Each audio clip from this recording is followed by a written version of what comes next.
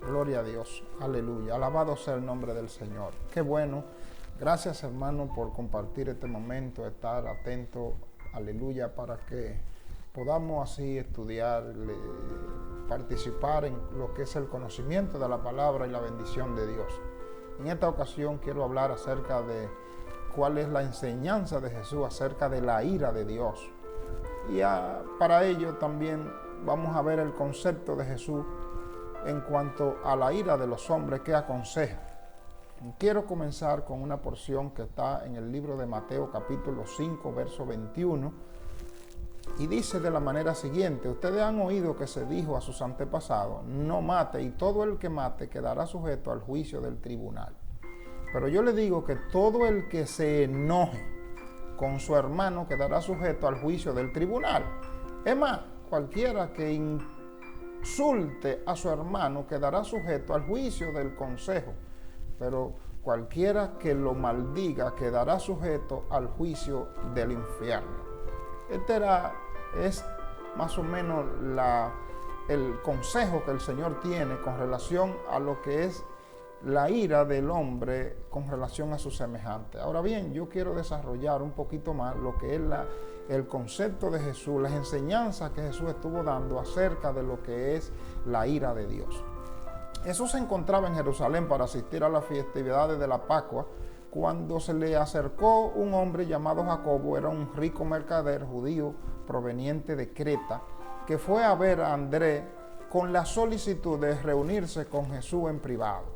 Andrés arregló ese encuentro secreto con Jesús en la casa de Flavio para la tarde del día siguiente.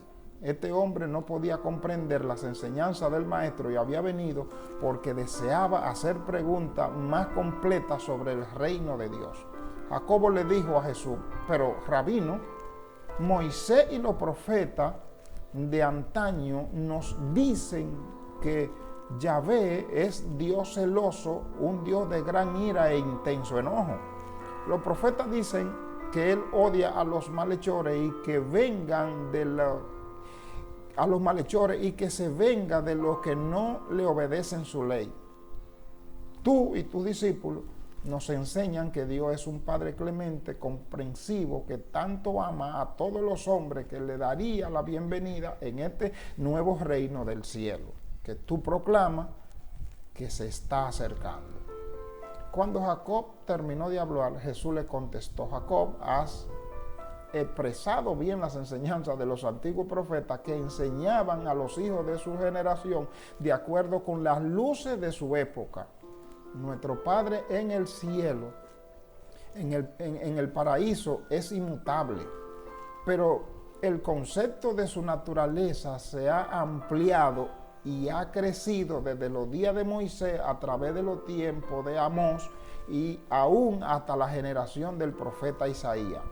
Ahora pues he venido yo en la carne para revelar el Padre en nueva gloria y para mostrar su amor y misericordia para con todos los hombres de todos los mundos. A medida que el evangelio de este reino se derrama sobre el mundo con su mensaje de fidelidad y buena voluntad para todos los hombres, se irán desarrollando mejores relaciones entre las familias de todas las naciones. A medida que pase el tiempo, los padres y sus hijos se amarán más y así surgirá una mayor comprensión del amor del Padre en el cielo por sus hijos en la tierra. Recuerda, Jacob, que un padre verdadero y bueno no solo ama a su familia en la totalidad como una familia, sino que también ama verdaderamente y cuida afectuosamente de cada miembro individual de la familia. Después de una larga conversación sobre el carácter del Padre Celestial, Jesús pausó para decir: tú, Jacob, padre de muchos, como tú eres, bien conoces la verdad de mis palabras. Y Jacob dijo: pero maestro, ¿quién te dijo que soy padre de 6 hijos? ¿Cómo es que sabe todo esto de mí?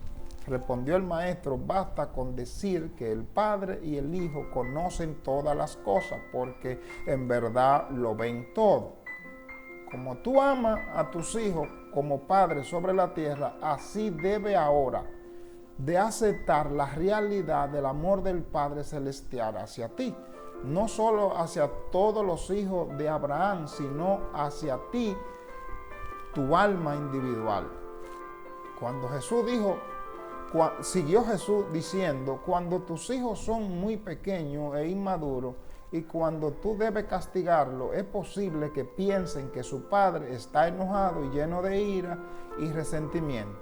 Su inmadurez no consigue penetrar más allá del castigo para discernir el afecto previsor y correctivo del padre. Pero cuando estos mismos hijos se vuelven hombres y mujeres adultos, ¿no es acaso una locura para ellos mantener este concepto previo y erróneo sobre el Padre?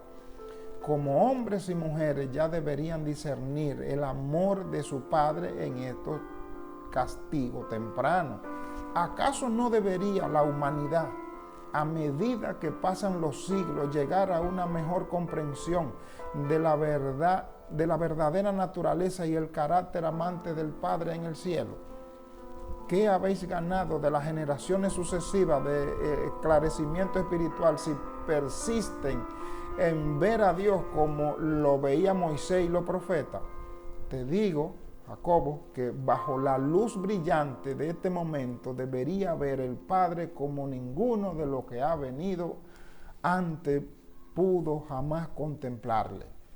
Y al verlo así, deberías regocijarte en entrar al reino en el que gobiernan tan misericordioso Padre, y debería tratar de que su voluntad de amor domine tu vida de ahora en adelante.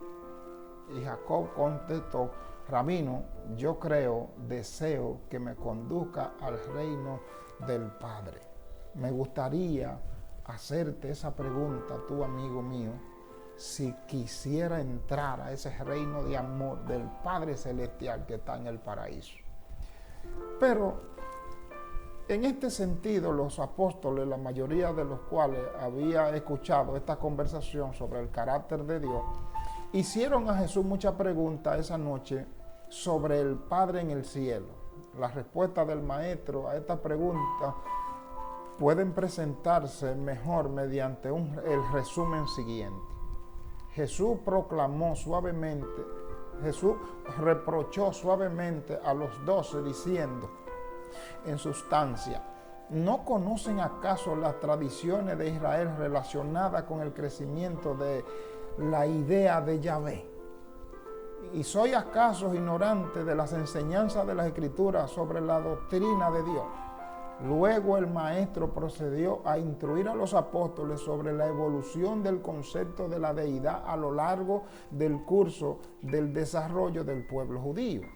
Le llamó la atención sobre la siguiente fase del crecimiento de la deidad de Dios. Primero, Yahvé, el Dios de los clanes del Sinaí, era el concepto primitivo de la deidad que Moisés exaltó a nivel más alto del Señor Dios de Israel.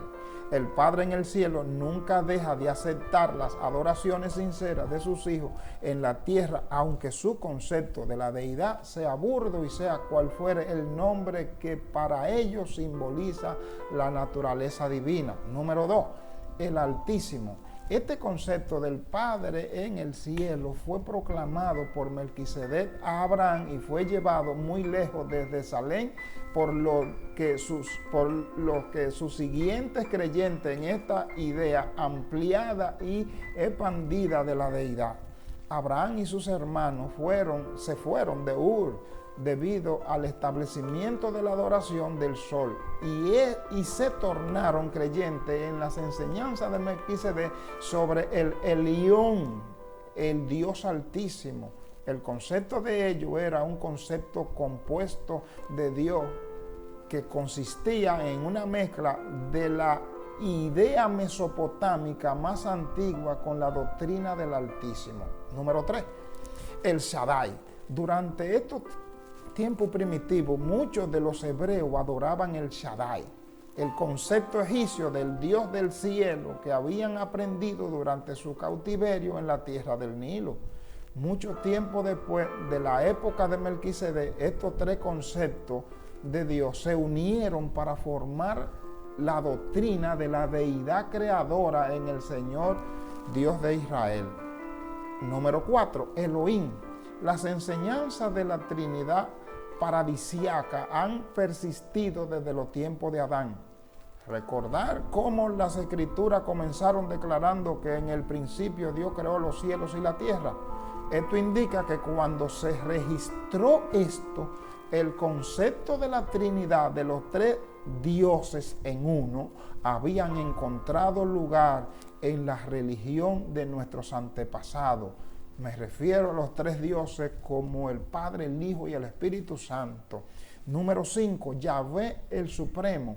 En los tiempos de Isaías, estas creencias sobre Dios se habían ampliado en el concepto de un creador universal que era simultáneamente todopoderoso y todo misericordioso. Este concepto de Dios en desarrollo y ampliación suplantó virtualmente todas las ideas previstas sobre la deidad en la religión de nuestros padres. Número 6, el Padre en el cielo. Ahora pues, conocemos a Dios como nuestro Padre en el cielo.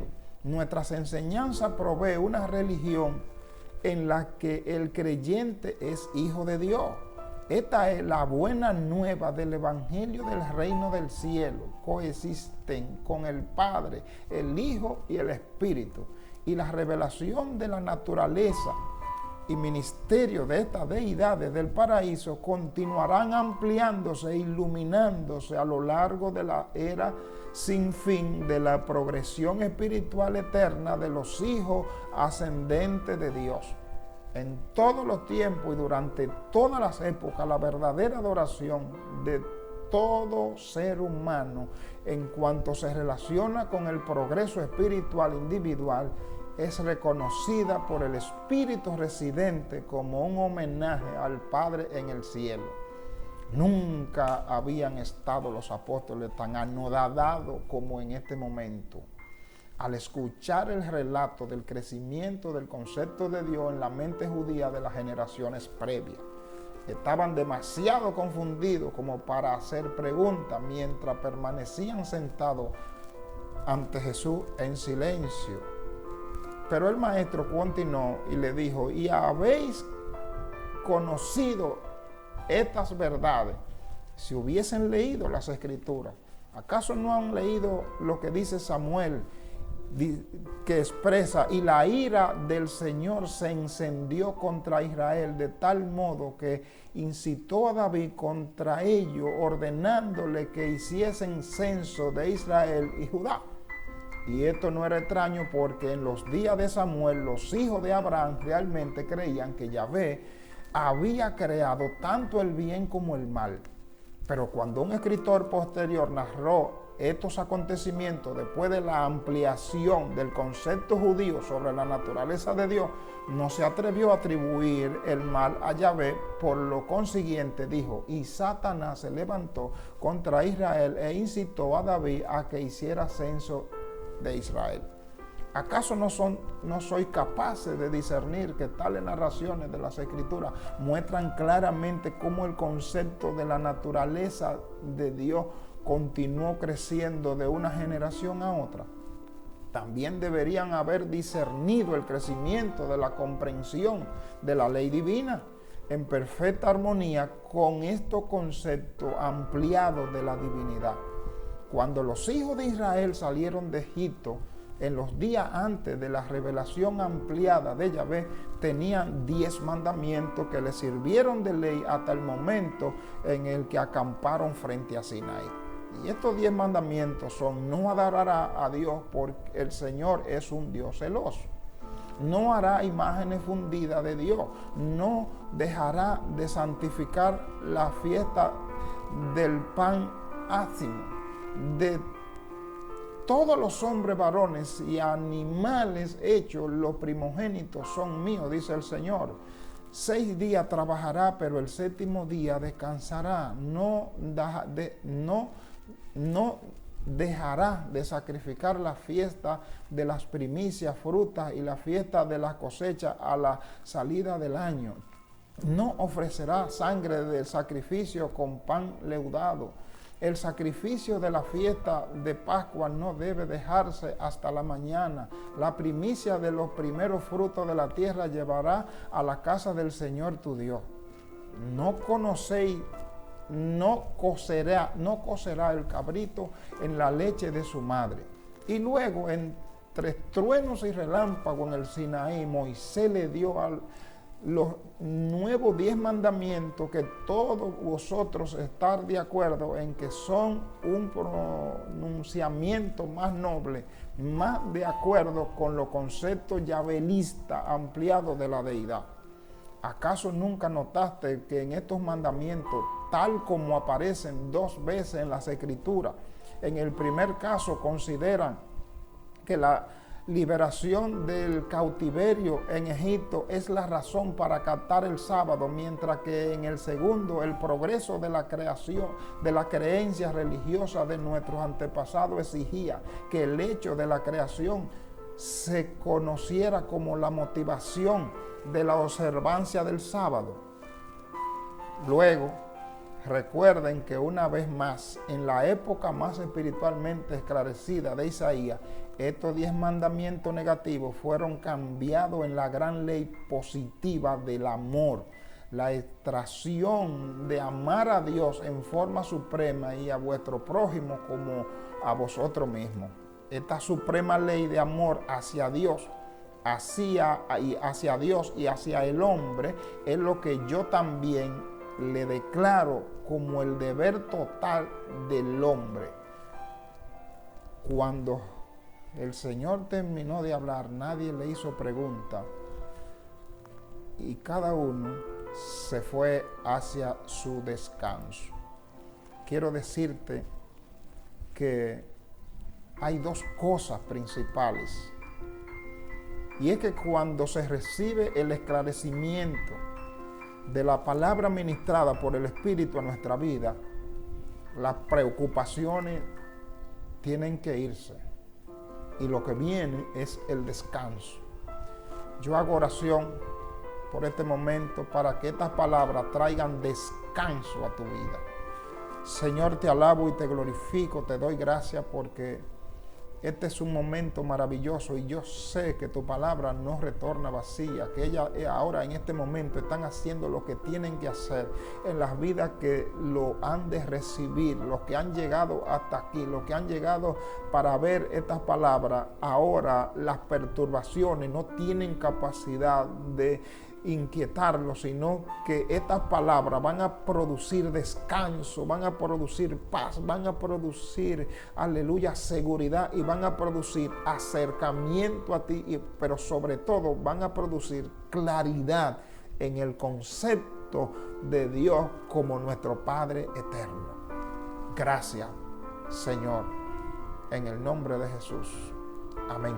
Será hasta una próxima ocasión. Que el Señor les bendiga rica y abundantemente.